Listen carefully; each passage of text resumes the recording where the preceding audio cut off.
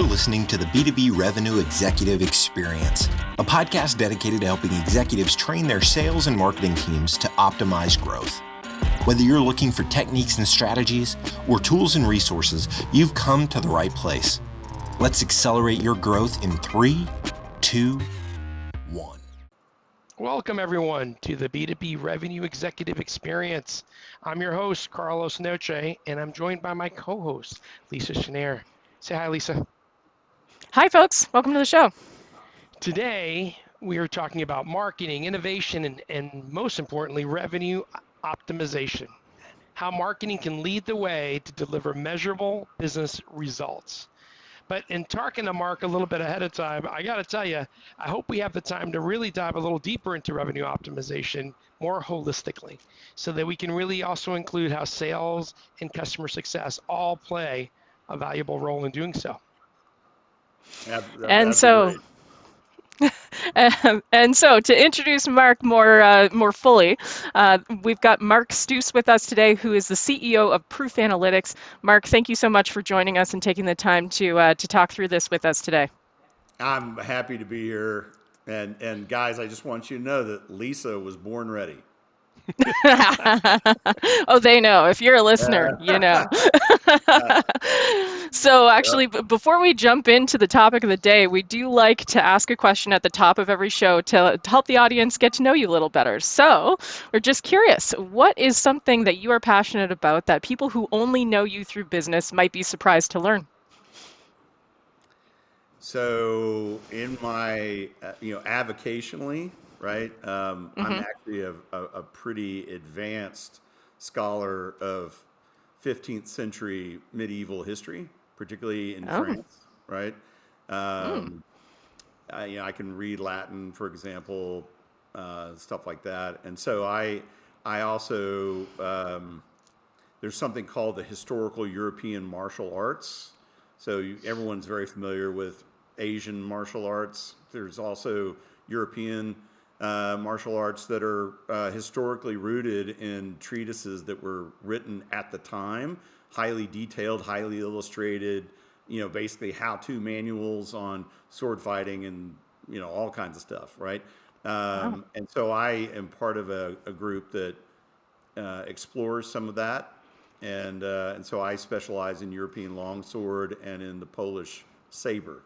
So this is not reenactment, so we don't dress up and, this is not Renaissance fair stuff, right? We wear black fencing outfits, right? But we are actually really seriously exploring that kind of stuff. So this is stuff that if you only know me in the context of Proof, you would never guess in a million years. And do you analyze movie scenes where they do fencing and when they've actually done something that's not real or not period accurate? Yeah. I mean, you kind of go through a progression where you initially know so much that it sort of ruins movies, because you are actually approaching movies wrongly, right? You're wanting them to be a literal historical dramatization, and the problem is that that's not what a movie is. A movie is entertainment. So, like, for example, in The Last Duel with Ben Affleck and Matt Damon and all those guys, right? They're wearing a helmet that only has half a face covering, and you're like, I mean, if you have my level of understanding and other people's understanding, you're like, that is just bullshit. That never happened at all, right? But the reason why they do it is they're paying these guys, or paying Matt Damon so much money, and there is a visceral, like the last thing that the director and the producer of the movie want to do is cover his face, right? Yeah. And so that's why you see stuff like that, and that's why you see. Actually, the sword fights in like Errol Flynn's cinematic career far more realistic than anything that you see today.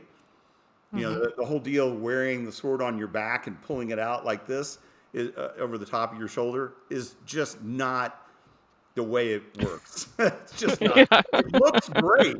It looks awesome, but it's not real. Yeah. Oh, Oh my. Well. I guess that's why when you see those like scuba diving movies, they got this full mask so you can see their faces. Mm, Right? It's not just goggles and a yep. little respirator on it. No, that's actually really, really true.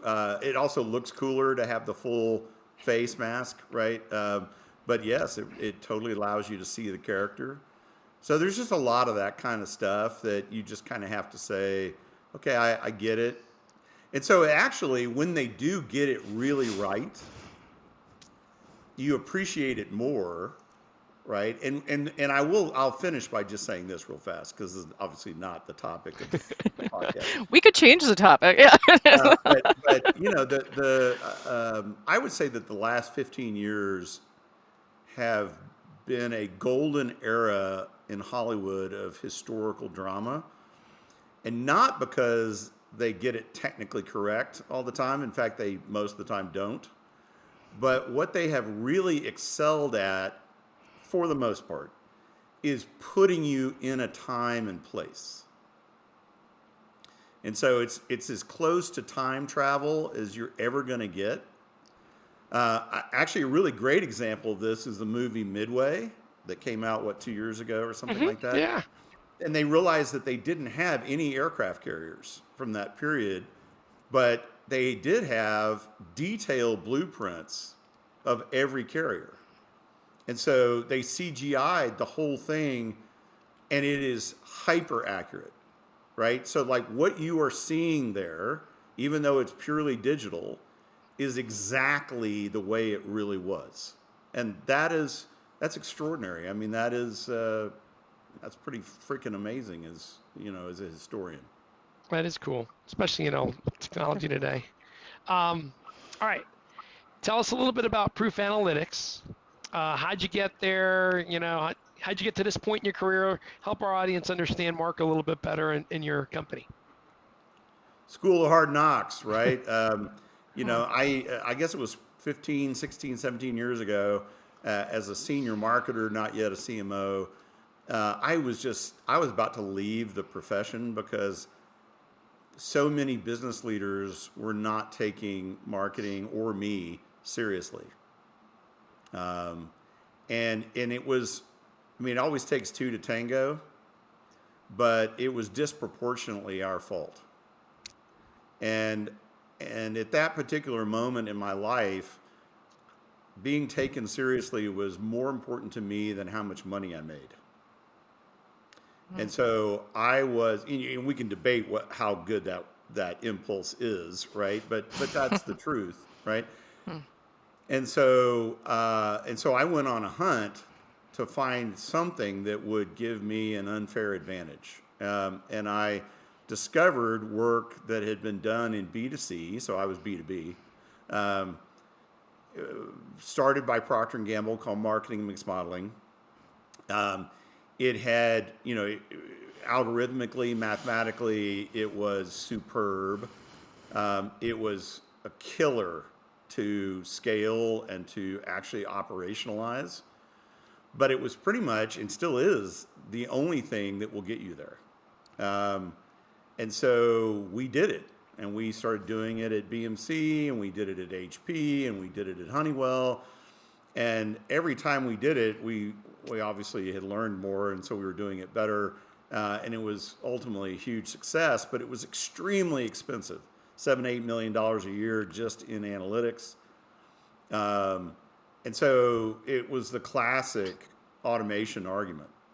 And so we just decided to put together a company and begin to automate and otherwise operationalize this math that had been around for a long time, that people not only struggled to scale and to use and all this kind of stuff, but to even understand. The outputs, if you're a data scientist, were totally understandable, but if you were just a normal business person or a marketing person, they were Greek.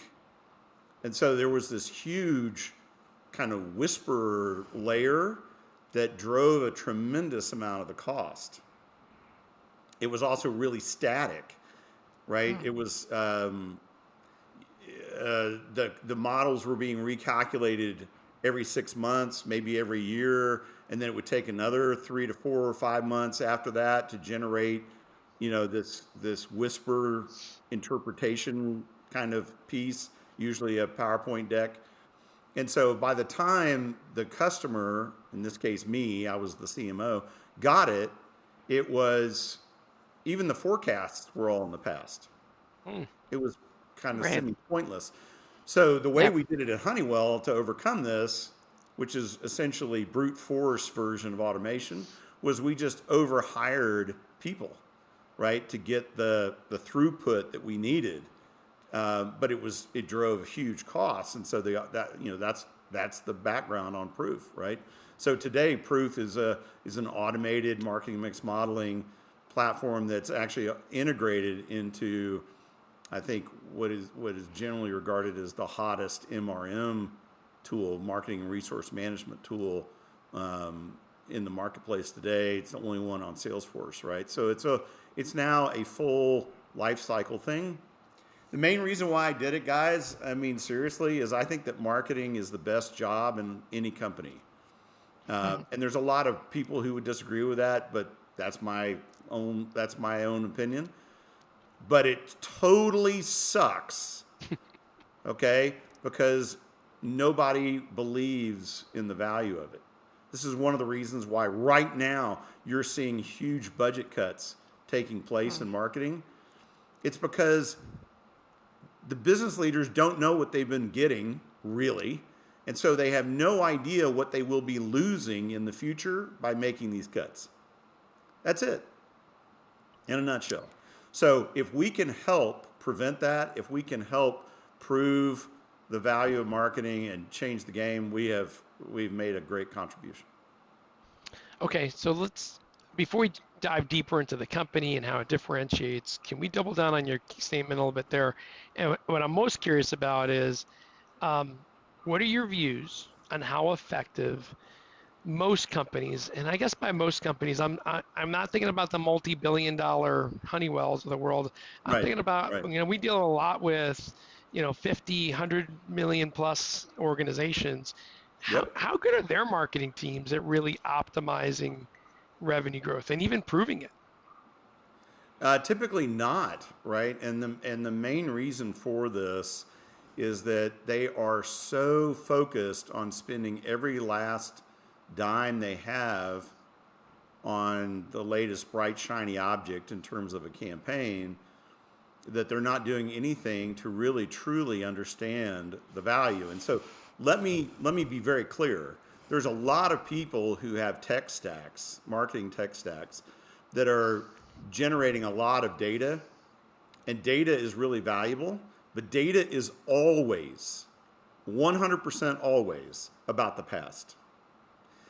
It is never about the future, and it will never tell you why something happened, ever, right? Data is like the score on an NBA game. You can see who won and who lost, but if you know nothing else, it won't tell you anything about why the game ended up that way. And so if you are visualizing data, and by the way, I love Tableau. This is not a knock on Tableau, okay? But if you're visualizing data and you think that that is proof of impact, I got a news flash for you. Data Science 101 totally put a torpedo straight into that idea. All right. So then taking that proactive data analysis or data visualization approach rather than the reactive one, is that where Proof differentiates best? Yeah, I mean it's analytic. The difference between data and analytics is that analytics is all about the relationships that exist or don't exist between different things, right? Different things you're measuring, right? So another kind of analogy here that a lot of people make, and like every analogy, it'll break somewhere, but it's pretty decent. Data is like West Texas crude. Okay? It's really important that you have good oil to start with, but you're not going to be able to burn West Texas crude in your car. You put West Texas crude into your Porsche or your Ford, you've just ruined the engine, right? You've got to have a refinery that distills that crude into a usable fuel. That is analytics with data. Analytics is the the distillation process, right? Right. So this is, guys, this is not about opinion. Mm. This is, I mean, this is just the way it is. It's like the law of gravity. Okay. So then, with the, I guess, differentiators that proof brings to the market, can you share your thoughts on how effective that is? Like, can you tell us about a company that's really doing it right? You've mentioned a few of your big customers, and what kinds of impacts are they seeing? Well, I mean, so Johnson Controls, a competitor to Honeywell, right? Mm-hmm. Particularly in the building automation and control space is what they're really noted for. So they've been a customer since 2018. So why that's relevant is that they have been using Proof across those 4 years, so 2018 to present, right? Which are some of the most volatile and change-ridden years that we've seen in a long time. To the point where if you took your data or even your analytics from 2020 to plan 2021, you would have been in a hole. Things changed that much. So the ability to forecast and then see what the market is really doing relative to that forecast and either adjust your forecast or adjust what you're doing in reaction to the marketplace is the whole deal. I mean, that is the whole deal. It's like running a GPS on your phone, right? It's about having to reroute because there's an accident ahead of you on what was a perfectly good route to your destination and suddenly isn't anymore, right? That's exactly what this is. The ability to do this in a very low latency, meaning very rapid recalculation, is what makes the whole thing viable, makes the whole thing valuable. It's just, again, just like a GPS. If you were, actually, all of us have experienced this probably. If you're walking along in like Manhattan, where there's a lot of buildings that are interrupting the sight line to the satellites, and all of a sudden your dot on your phone on the map stops moving, right? And you're like, crap, what do I do? And then all of a sudden it leaps ahead, right? And you realize that you missed your turn. That's the problem, right? Right there. And so by automating it, in this case, going back to the analytics, right? You obviate that problem. You're always there, right? Because there is no barrier. There's no building that's stopping the signal. So this is one of the reasons why these companies use it. In the case of Johnson Controls, they started seeing forecasts in late 2019 that a lot of the stuff in their marketing portfolio that had been really high performers for a long time, field marketing events is one, was going to start falling off a cliff. And I'd like to remind everybody, this is before everybody knew about COVID. And yet the signals were already being sent. By February, when everybody knew about COVID, but no one knew the extent of the damage that it was going to do, right? The forecasts were catastrophic. And so what it allowed Johnson Controls to do was to get out of a lot of these contracts early. And they saved about $6 million in that year alone. And when, I don't know, I guess it was like August of that same year, when finance came to marketing at Johnson Controls and proposed a 50% budget cut,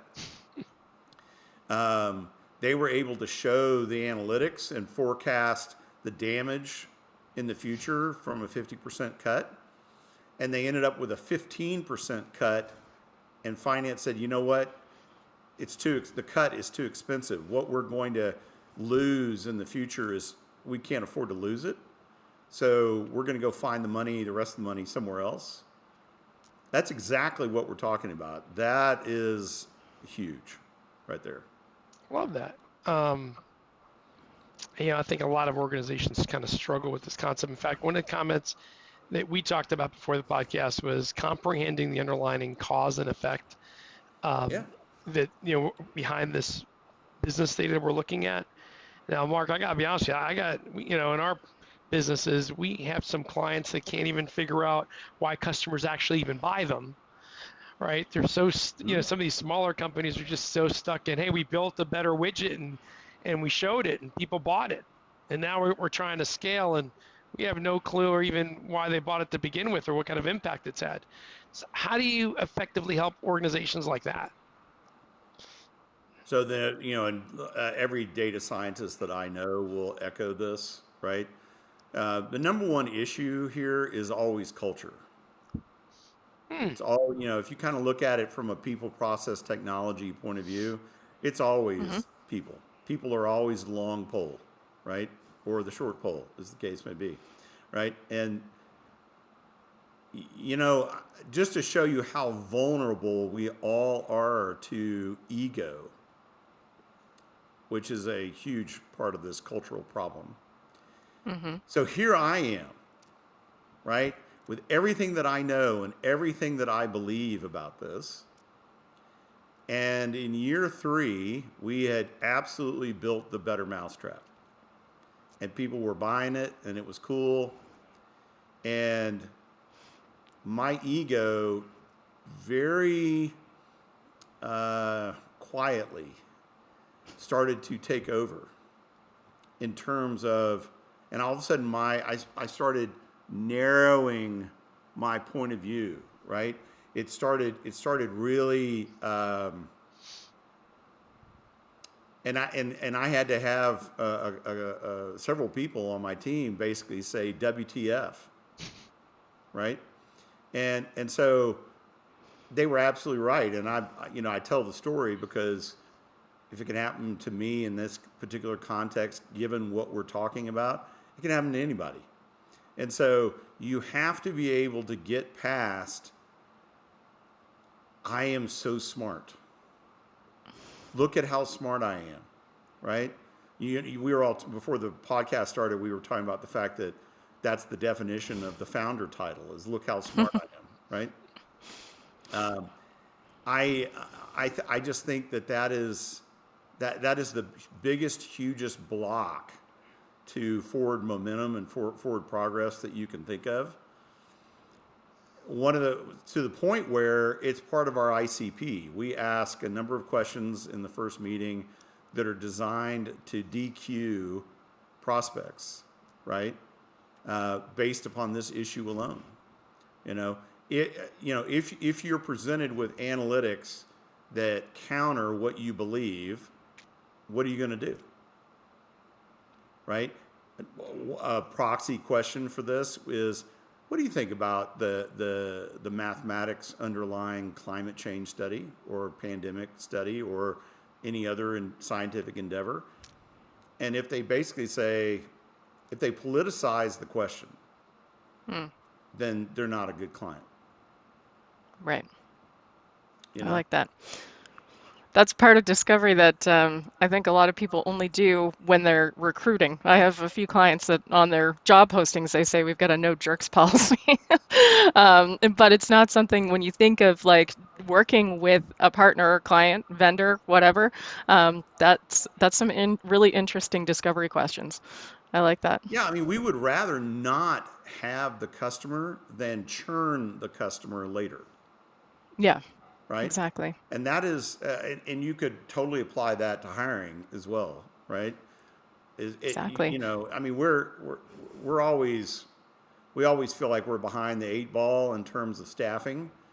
So there's a definite temptation to be expedient in the hiring of people, but we've learned the hard way. You just don't do it. You just do not do it. You will pay a heavy price later. So, What do you tell people in our audience that don't have Honeywell or Johnson Controls budgets? How do they leverage your technology in a more cost-effective manner? Do you have an offering that helps them? Yeah, it's actually one of the main reasons why we have the pricing model and the terms that we have, right? $49 a seat per month on a monthly contract. I mean, it doesn't get any easier than that at all. And, I would say that if you're deep in the small business category, you might only need one seat. And the risks that you're seeking to bear against are different than they would be in a larger company. And we don't have a lot of small business customers. We're pretty much in the enterprise and the mid range. But there's absolutely no reason why a small business that's spending, $500,000, $600,000, $700,000 a year on marketing couldn't get value off of $600 a year for one seat. Is there a size, when you say like mid-sized companies, what does that mean to you? I would say that in general terms, I don't define it in terms of employee count. I define it in terms of revenue. So I think that the mid-range is kind of in that 200 million to a billion kind of area. Okay.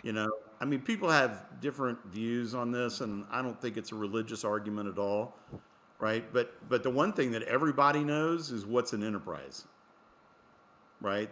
The enterprise class is pretty freaking obvious. Yeah.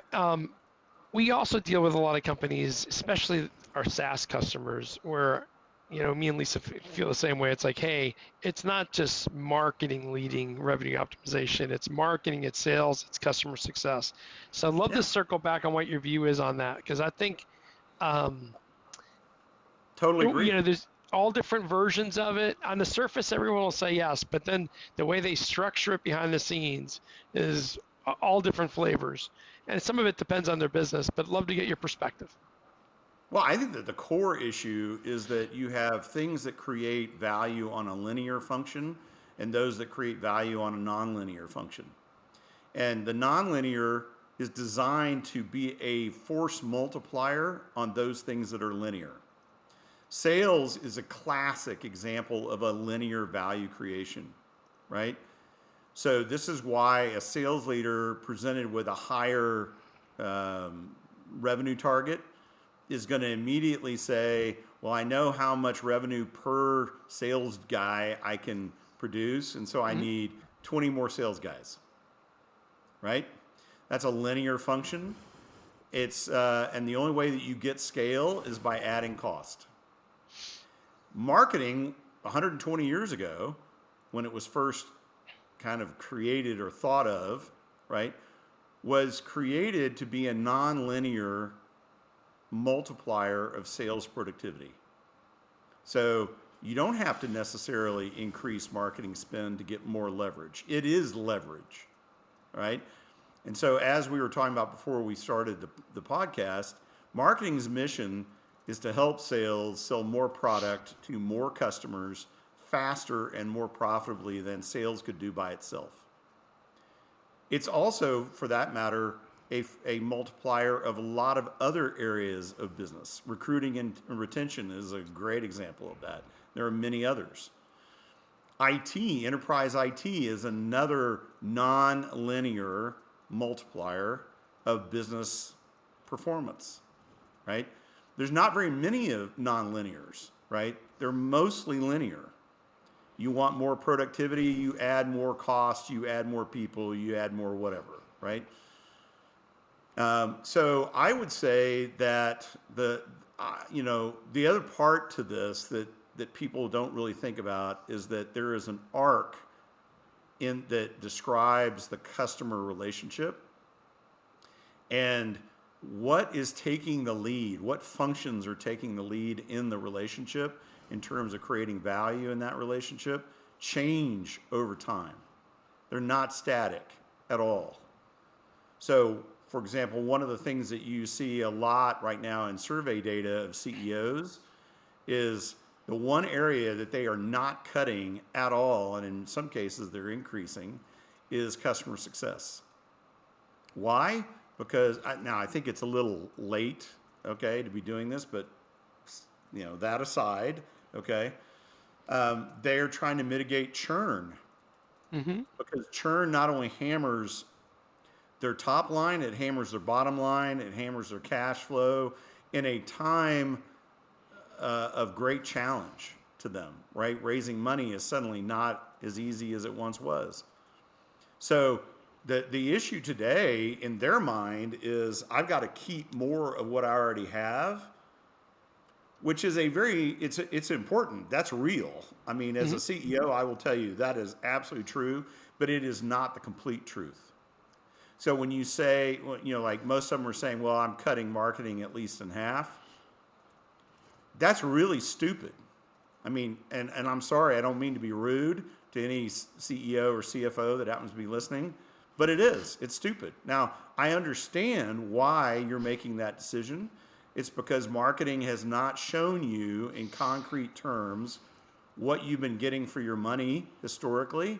And so you have no idea what you will be losing in the future because you're making this cut. And so you say, well, I'm gonna take what I don't know and I'm gonna stack it against what I do know, which is I gotta cut costs in this operation, right? And so I'm gonna cut costs. But if you don't know what you're really doing, you could really be playing with fire. I'm not saying that marketing shouldn't have a cut, but you got to calibrate it. And just saying, well, you know what, I can achieve 50% of my total target by cutting marketing in half, that's not the way to do it. So you mentioned customer success. Love to get your perspective on what do you think that function really is or should be, because everybody has, whether you're a non-SaaS or a SaaS type of business, everybody seems to have a different definition of customer success. Yeah, I'll tell you who doesn't have a different definition of customer success, and that's the customer. Right? Good point. So, the key metric for customer success teams is, are the customers successful?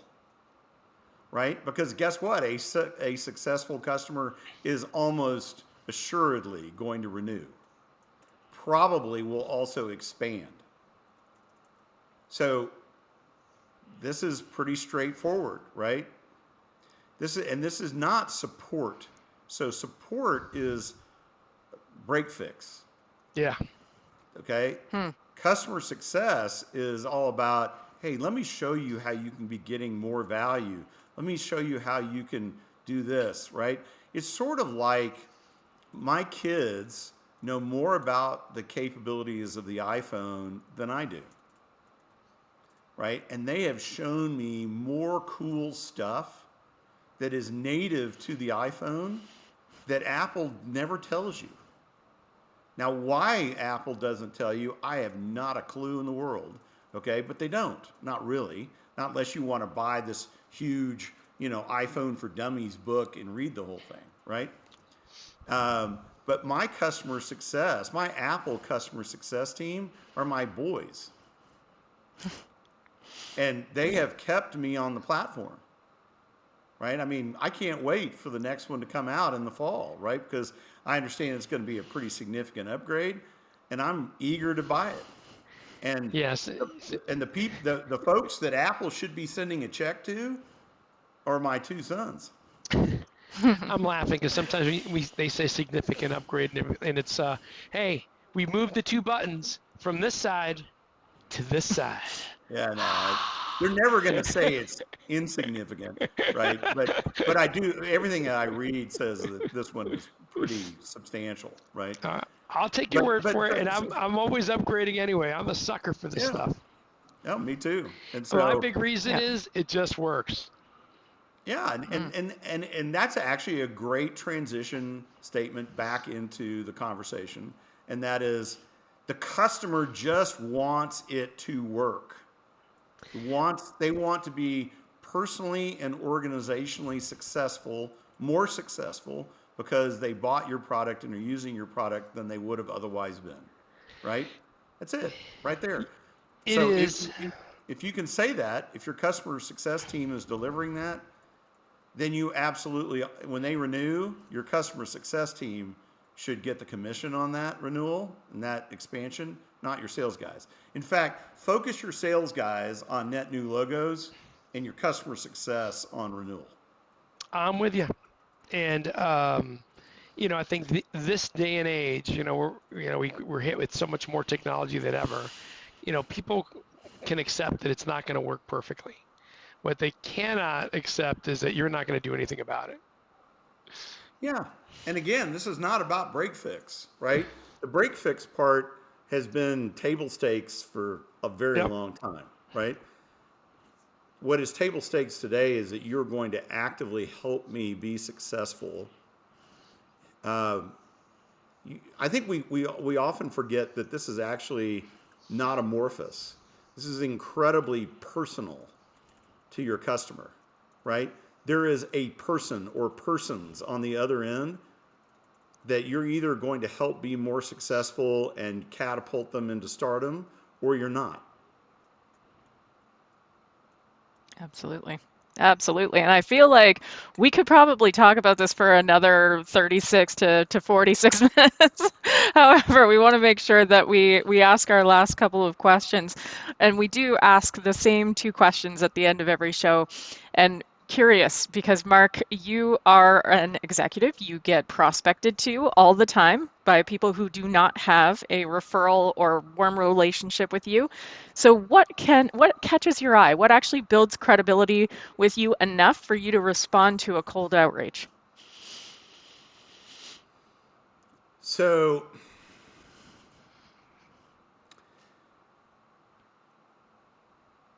I think that the missing piece for a lot of people is that they only control one half of the equation.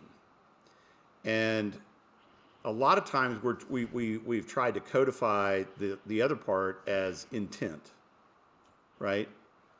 But a lot of times I haven't done anything to demonstrate intent, and yet there is a huge pressure or need that I'm feeling that I have felt like maybe no one has really enunciated at all, and then all of a sudden I get somebody who not only is talking about it, but talking about it intelligently. And I'm like, oh, I need to talk to you, right?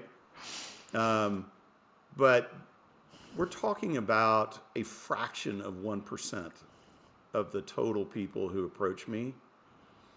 I mean, most of the stuff that I get on LinkedIn, and that's where I get prospected to the most, is just total crap, right? Like, I would be so ashamed to send this stuff out. I can't even tell you. It would be mortifying to me to be the author of this stuff. It's so bad. And the brand damage to these brands is off the charts, right? This is what happens when demand gen or lead gen is probably a better way of putting it, because it's not demand. It's not really demand. It's lead gen. It runs amok, right?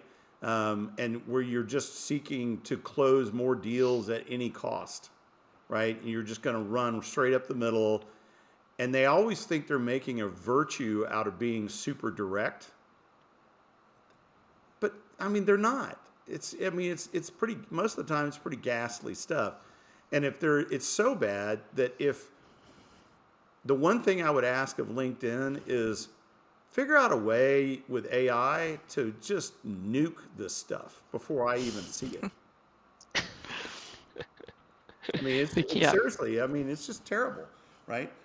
To the point, and my scar tissue on this is substantial, because it's one of the main reasons why I rarely go commercial on LinkedIn in any of my posts, is that I feel like it damages my ability to help people and to be heard by people, right? and I realize you can go too far in that direction and all that kind of stuff, right? But I would much prefer to go too far in that direction than go too far in the other one. Yep. Okay. Makes sense. Yeah, go ahead. Sorry, Mark, didn't mean to cut you off there. No, go ahead.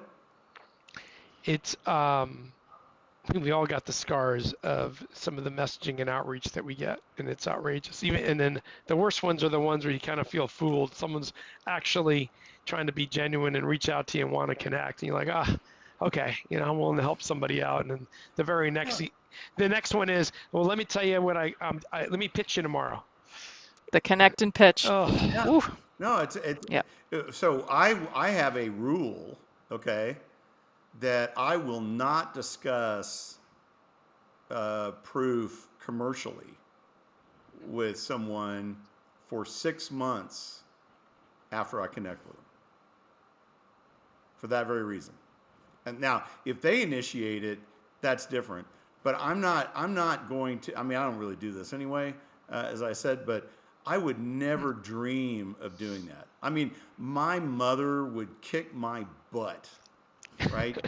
just in basic human relationship kind of truths, right? I mean, she would be so appalled if she heard that I did that kind of stuff. Now, it might be because we come from a little different generation than some folks today as well. But I'm not that old.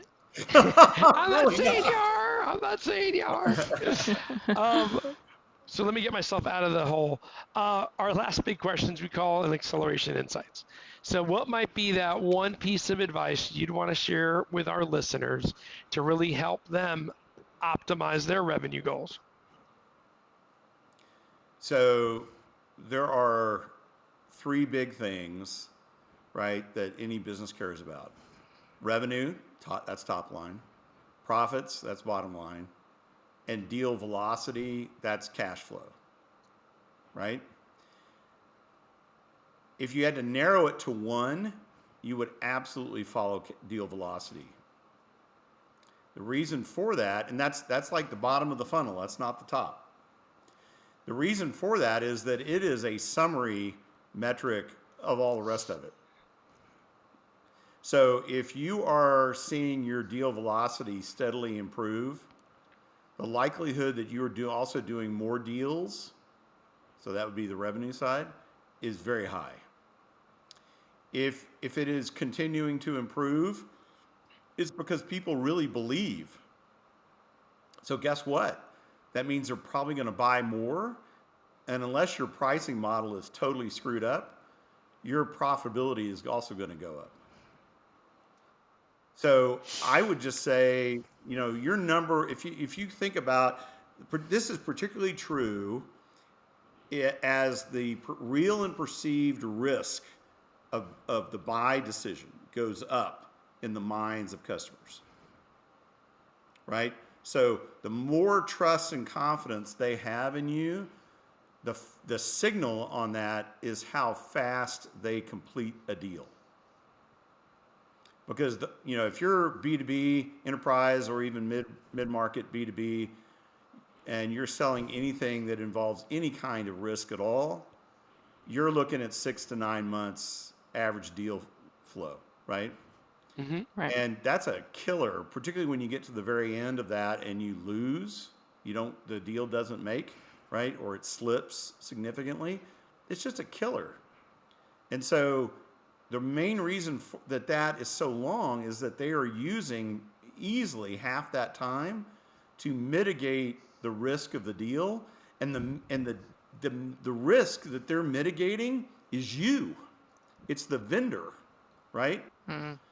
So the more trust and confidence, or the more de-risking, to kind of put it a different way, right, that you can do, the faster you're going to get deals, the more deals you're going to get, and probably the more profitability you're going to have. And so those are the things I would really look at. And particularly going into this economic reality that we apparently are moving into, it's never been more important. if you have long sales cycles right now, guess what? You're getting ready to get longer ones unless you take some really major steps to mitigate that. Agreed. That's some pretty good advice. Awesome, Mark. Perfect. If a listener wanted to get in touch with you about any of the topics that we touched on today, what is the best way that you'd like people to get in contact with you? LinkedIn, I'm all over LinkedIn, so that's a pretty straightforward, and I always respond. If you contact me, you will get a response, and you'll get one promptly. Twitter also, if you want to, kind of DM me on Twitter, that's fine. If I would say email is the worst, right? If you want to learn more about Proof, it's proofanalytics.ai. That's the website. So those are the ways I would go about it. Awesome. Well, Mark, can't thank you enough for your time today. It's been so great having you on the show and cover everything from 15th century fencing to all of the customer optimization topics that we covered today. So thank you again for joining us for this episode. Hey, thoroughly enjoyed it. Thanks so much. All right, everyone, that does it for this episode of the B2B Revenue Executives Experience. Please check us out at www.b2brevexec.com. Share the episode with friends, family, coworkers, your dogs, your kids. And if you like what you hear, do us a favor and throw us a 5-star review on iTunes. And until next time, I am your co-host, Lisa Schneer, joined by my co-host, Carlos Noche, and we wish you nothing but the greatest success. You've been listening to the B2B Revenue Executive Experience. To ensure that you never miss an episode, subscribe to the show in iTunes or your favorite podcast player. Thank you so much for listening. Until next time.